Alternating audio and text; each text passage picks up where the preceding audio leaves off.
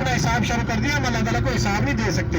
تو سب بھائی اپنے لیے، اپنے عزیزوں اقارب، دوست احباب، رشتے داروں، ہمارے لیے سب کے حق میں دعا کریں. پتہ نہیں کس کی دعا کس کے حق میں قبول ہو جائے اور کس کی بخشش کا ذریعہ بن جائے.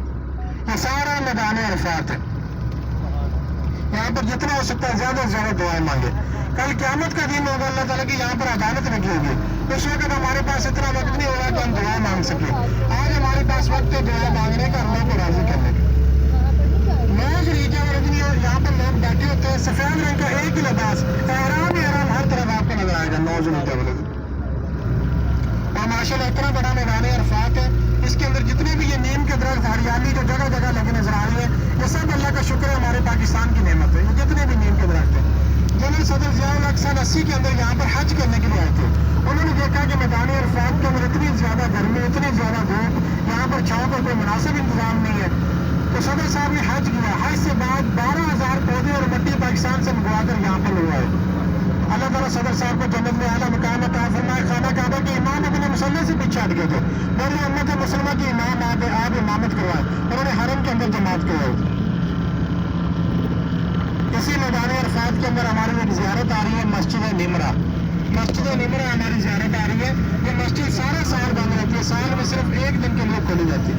پورے سال میں صرف ایک دن کے لیے مسجد کھولی جاتی ہے. ایک ہی یہاں پر اذان ہوتی ہے ظہر کی، اور 2 نمازیں ظہر اور عصر کی 2 تکبیروں کے ساتھ اکٹھی ادا کی جاتی ہے. سب سے پہلے یہاں پر حج کا خطبہ ہوتا ہے، پھر ظہر کی اذان، پھر ظہر کے فرض، پھر دوسری تکبیر، پھر عصر کے فرض. اس کے بعد یہ مسجد بند کر دی جاتی ہے. آپ صلی اللہ تعالیٰ علیہ وسلم نے اپنا آخری خطبہ حج اسی مسجد نمرہ والی جگہ پر دیا تھا.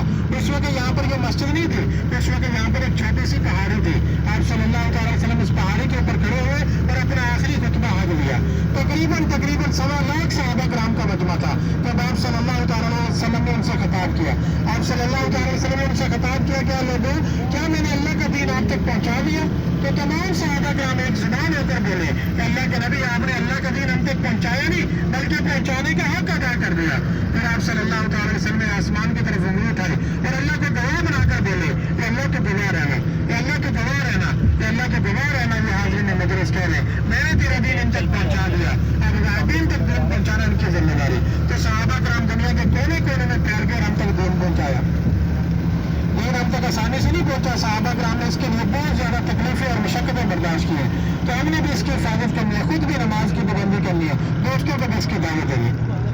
یہاں پر آپ کو نیچے اتاریں گے مسجد نمرہ میں.